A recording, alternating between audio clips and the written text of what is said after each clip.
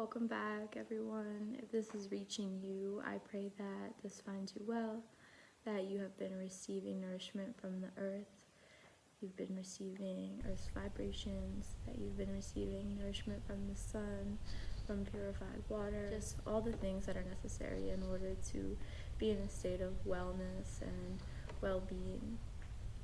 So today I wanted to talk about wellness and how that relates to food and how it relates to depression. The first thing that I want to bring to the light is the importance of recognizing that food isn't just something that we put into our physical beings. It's not just a physical thing that we're putting into our mouths, ingesting. It also can be found in our form of expression, in different things that we consume, the information that we're consuming, maybe from programs that we watch, shows that we watch, movies that we watch. So I share in an outreach ministry, an outreach music ministry called Freestyle, and we go out to the street and we set up and we sing. And one time I did it in Balboa Park, and I started the song and someone started laughing, and I was like, because I like to sit down and lotus to humble myself. And so I felt really small at that moment. And this is what came out. Some people laugh at me. It's okay, 'cause I laugh at me, so it's okay. Who am I? What do I want? Why am I here? Does it matter? I love singing, sharing, hearing all the laughter. Nothing bad about that. I love seeing you happy and healthy. That we share amongst one another when we hang out with friends, family, community. So all of these are forms of nourishment that could be vitalizing or devitalizing to the body. If you're watching a program that is very violent or that is abusive or exhibiting a lot of abuse, then you might be doing yourself a disservice, and you might be feeding your body something that isn't necessarily nourishing. If you're watching a program that is teaching about cultures who are living harmoniously or sharing song and frequency that are in alignment with your well-being, then you're probably going to be nourishing your body. So that's something to consider. And I've said this in previous videos, that we aren't just primarily these physical beings. We also have these subtler bodies, we have energetic bodies, we have mental bodies, emotional bodies, and these other sources of food, of nutrition, of nourishment are going to feed these energetic bodies, are going to feed these emotional and mental bodies. When it comes to eating physical food, one thing that I've noticed on my journey and throughout my life experience is that through an extended period of time, I have changed drastically and slowly. I have experimented with food specifically for the reason of coming out of a depression, because I was constantly feeling overwhelmed and depressed, and I did not want to feel that way, because really, more than anything, I felt in my heart, and my heart's vibration was so much more strong than my depression, this essence of joy, this feeling of joy. So that's why I really started to explore different avenues, and I started to do my own research. And as I did my own research, I came across vegetarianism, and that was very different for me because I come from a family that ate a lot of meat, and our culture was very much based in the kitchen, based around the foods that we ate with one another, and the main ingredient was meat, so we were constantly eating that for breakfast, lunch, and dinner, holidays, all that good stuff. So it was definitely a big shift for me. It was challenging because a lot of people, although they are supportive of what you do, you might get looked at a little bit funny. People might try to talk you out of it, call you crazy. Main reason why I stuck to it, and the main reason I told myself why I should stick to it, was because I wanted freedom from this feeling of depression. I stopped eating meat. I started eating just mostly eggs, nuts, grain, protein shakes, stuff like that. Aside from the external challenge of not necessarily feeling super supported in my endeavor of cutting out meat, the culture itself of consuming from fast food restaurants and just going out to eat, all the joys that come with that, the feeling that you get when you can go to different restaurants, whether it's like an Indian restaurant or an African restaurant, all those flavors are in there and you know them and they're familiar to you. So it's that habit and the discipline that comes with breaking a habit. It could be very challenging. But like I said, I was very determined to come out of my depression. Nothing was working for me. I went to therapy. I worked in their offices, tried connecting with them more, like with therapists more personally. I was studying about the body. I was learning about the medicines. I took medications, antidepressants. So all of those things just didn't do it for me, and I was pretty frustrated and very angry. I also had this vibration of love, and I had this vibration of joy within me. I've always been an explorer and a lover of life, and so I would not allow it to consume me, that feeling of depression. I would not allow it to take over my life. So as I purified my body, things started opening up for me. Doors started opening for me that I had never seen before, and those were the doors of meditation. So the nourishment that you receive when you're in a meditative state is beyond compare. You are in a peaceful state. You are allowing your thoughts to flow without allowing them to be consumed. So now sometimes thoughts can be very intrusive. So now you're consuming that information, that thought pattern, that thought form, and it's not nourishing, it's devitalizing. In a state of meditation, those devitalizing affirmations, those devitalizing thought patterns and thought forms are no longer being consumed despite their presence.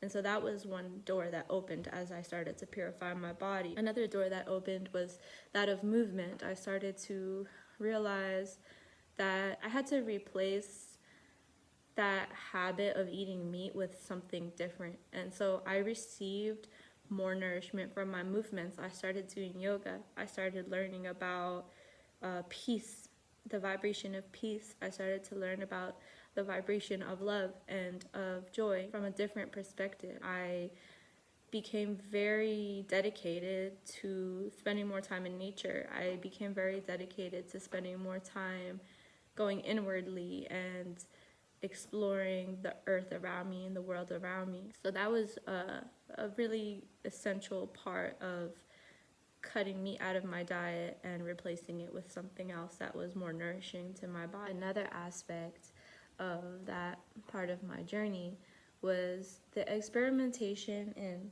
what some might call the healing laboratory, aka the kitchen. So in your kitchen is where you create magic. And maybe you're not somebody who likes to cook. Maybe you like to leave it to somebody else. Along with nourishing your body with meditation and with yogic practices or with just movement in general, there's still this aspect of nourishing your body with new kinds of foods and retraining your taste buds. If your taste buds are used to running on Dunkin' or, Starbucks and high sugar foods, if your body is used to eating McGriddles, all these meat products, it's going to take a little bit of creativity to find things to replace that with. I had to recreate these flavors. I had to replace all of those amazing dishes that I was so used to eating with new things. And it was challenging because from my state of awareness, not a lot of people were in alignment with cooking these really amazing vegetarian meals that were going to make it easy for me. I started to explore different recipes. I was using herbs. I was exploring with different kinds of vegetables, different kinds of substitutes.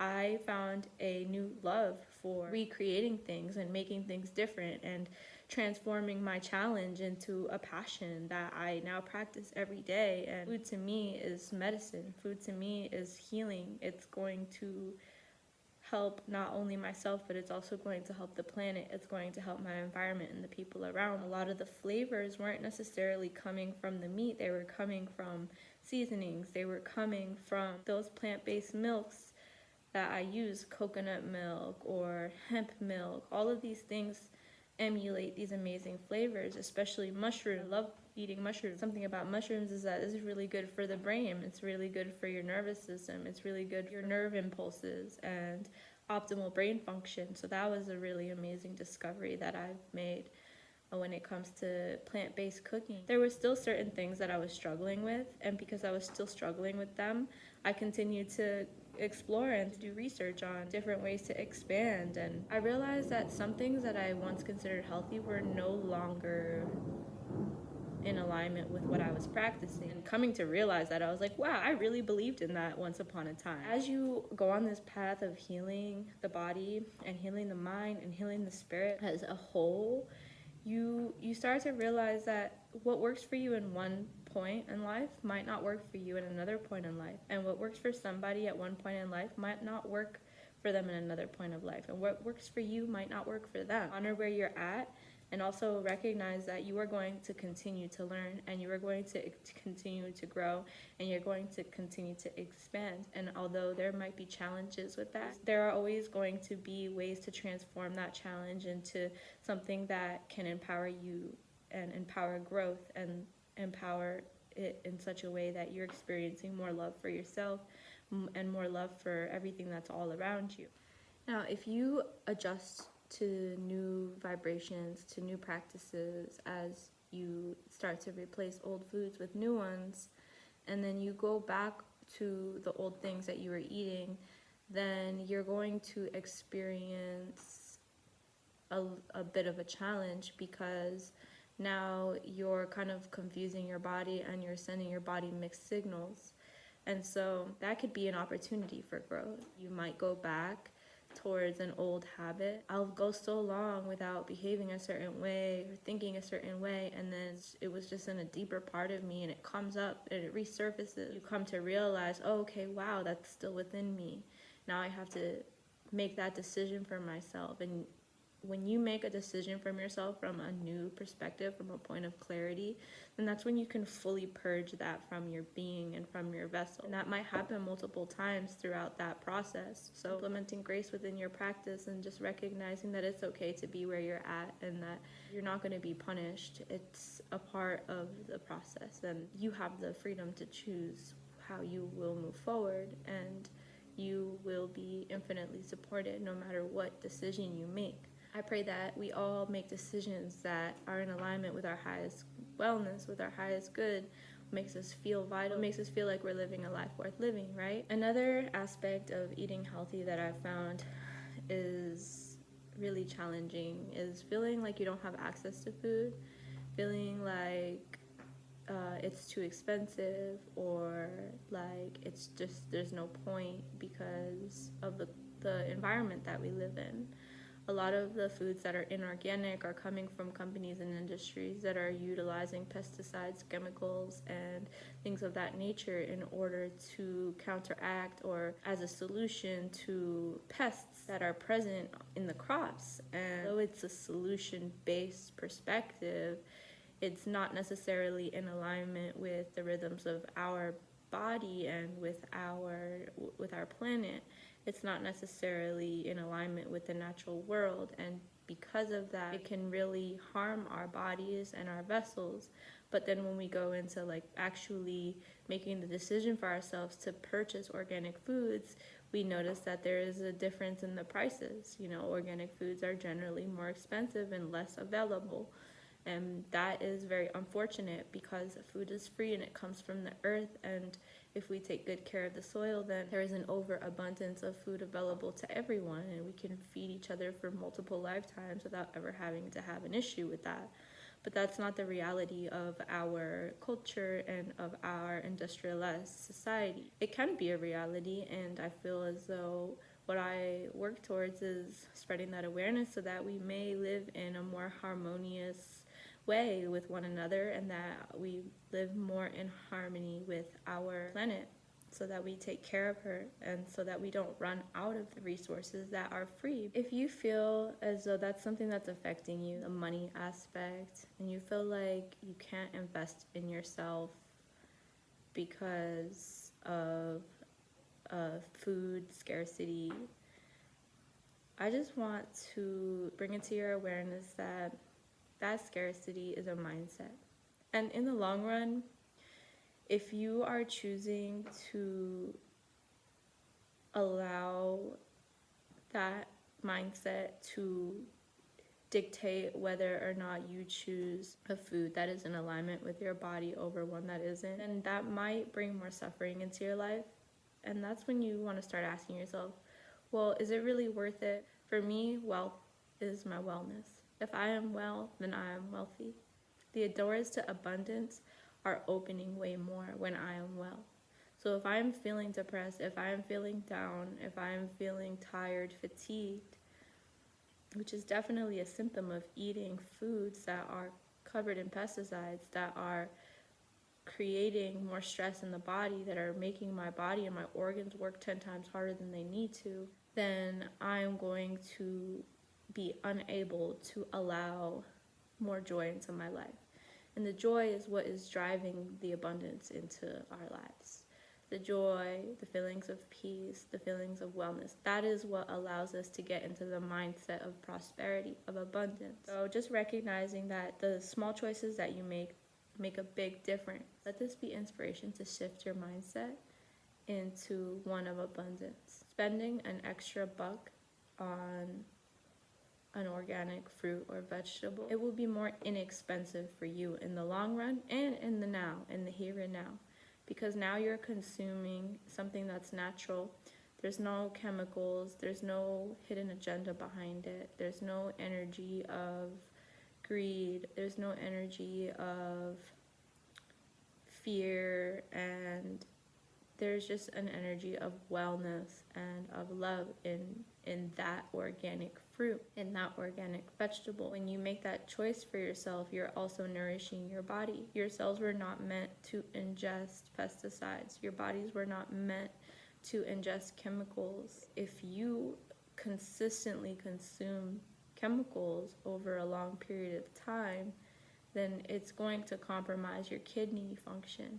It's going to compromise your lymphatic system. It's going to compromise your endocrine system. It's going to compromise your entire body, your mental state, your mental clarity, your ability to express yourself, your ability to nourish yourself through your expression. That's when these pharmaceutical industries come in. That's when you start going into the medical industry. You have to go to the doctor. You have to get mental checkup, to go expend more energy, more money, and then continue to work to be able to expend the money, to be able to expend the energy in order to make these visits. So you see, it's a vicious cycle.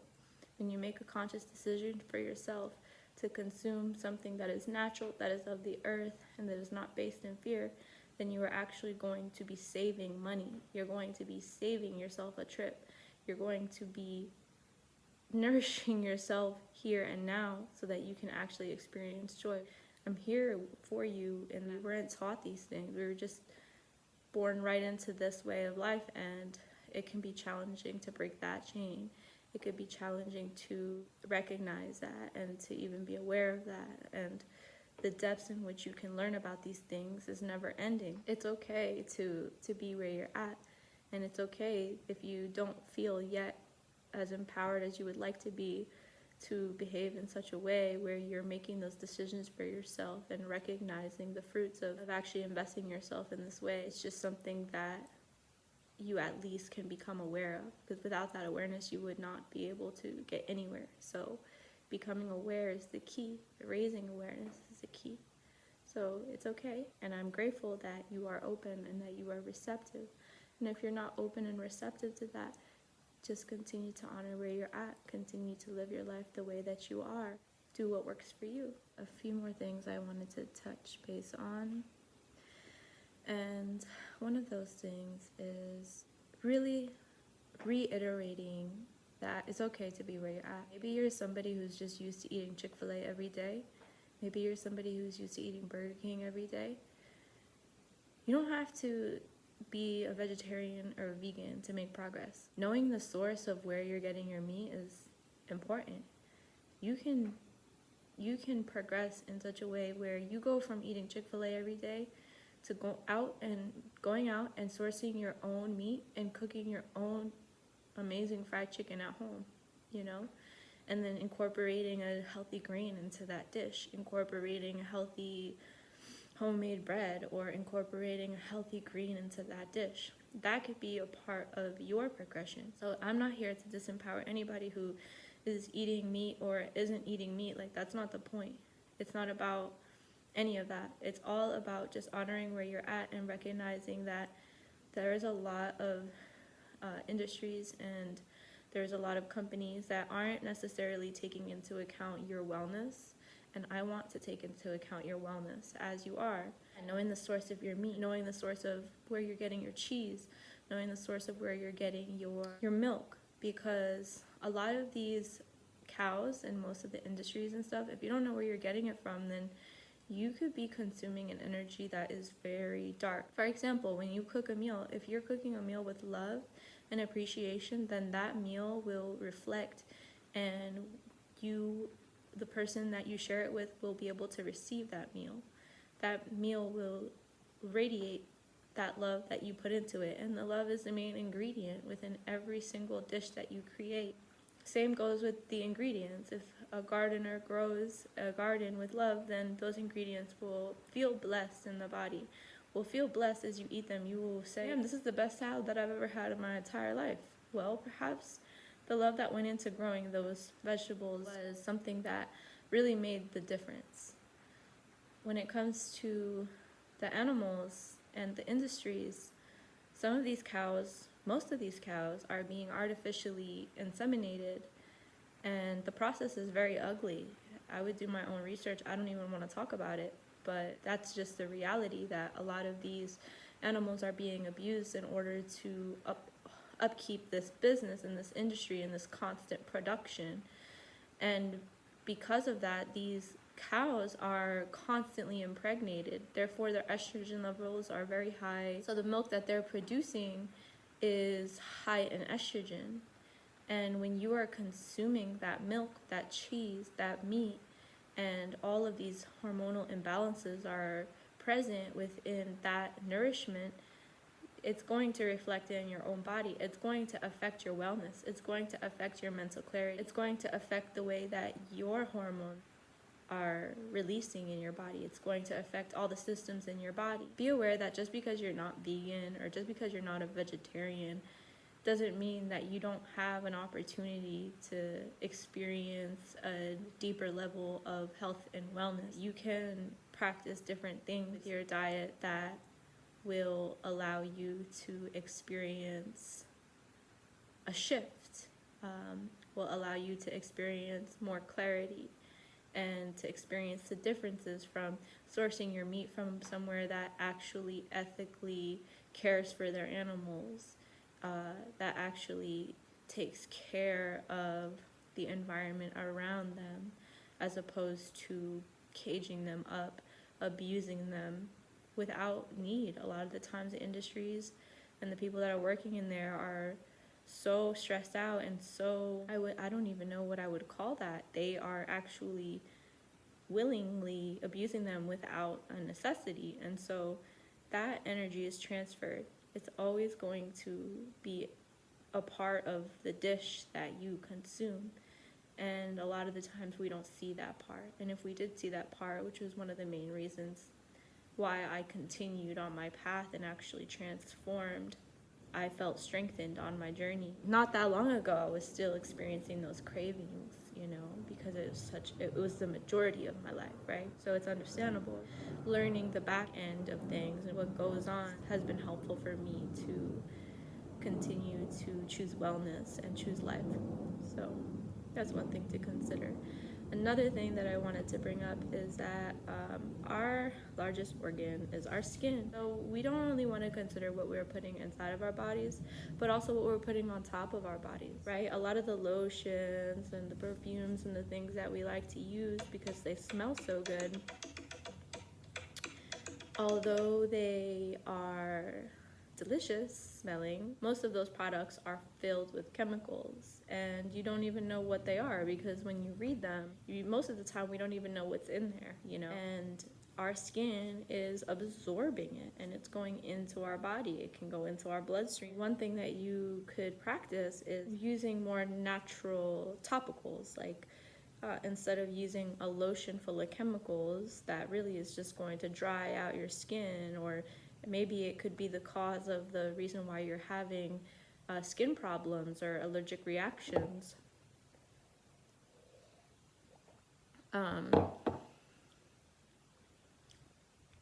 Trying something more natural like coconut oil, castor oil. I like to do a blend. I like to do shea butter, hemp oil, coconut oil, and castor oil, essential oils, sweet orange, lavender, something that's very therapeutic. You can play with that. You can do different kinds of scents that you like that might be really relaxing. Chamomile oil is a very calming oil that will relax the nervous system, so maybe you can make a blend for yourself before you go to bed. Just consider what you're putting on your body, what you're putting in your hair. You want to be using things that are natural so that you can actually experience true hydration that the earth has to offer, the healing that comes from that. Usually we think that we need some kind of cream that's going to heal our skin rash, when really coconut oil is cleansing. It clears impurities. It's good for rashes. It's good for kinds of skin conditions, and it can be really helpful for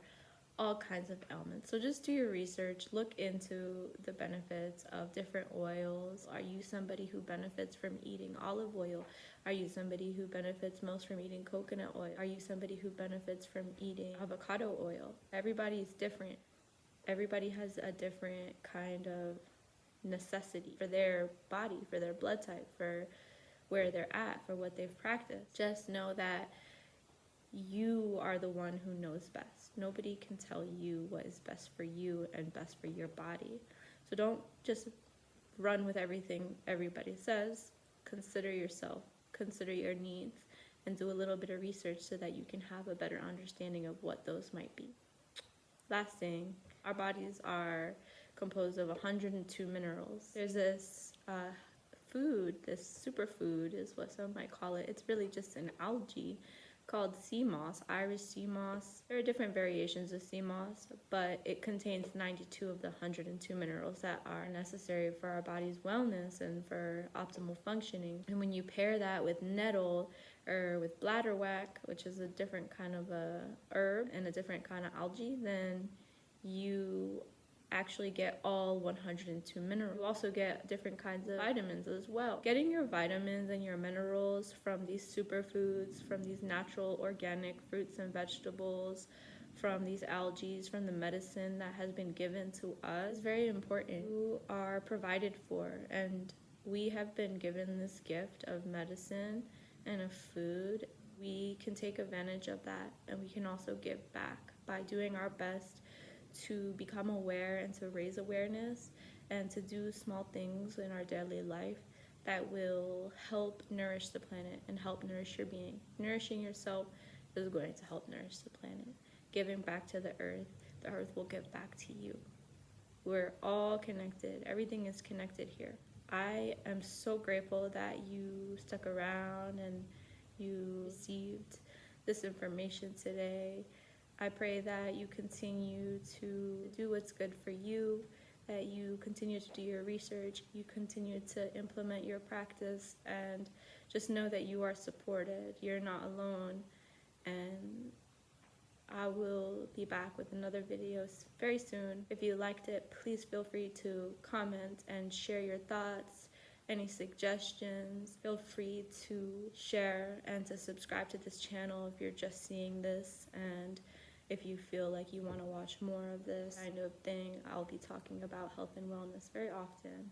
I also have sea moss available, so if anybody is interested in receiving some sea moss from me, I have organic sea moss sourced from St. Lucia in the Caribbean islands. So if you are interested, I will leave my email in the bio and you can email me. I appreciate you all very much and have a beautifully blessed existence. Hand me the world, I'll make it a better place for all of us to live.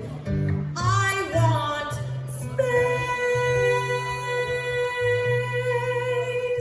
to grow my family in a loving community, a better place to grow my family and a Tesla. Some people and some people, but comparing never really helped anyone. So we should all just be ourselves, whoever that is. Take your time and find out whoever that is. Hand me the world, I'll make it a better place for all of us to live. Shift the focus from capitalistic values and material possessions to the grass, fresh air, sunlight, raising our families with space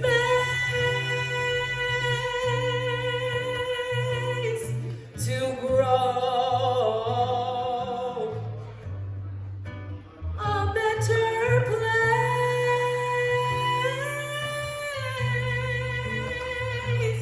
to grow.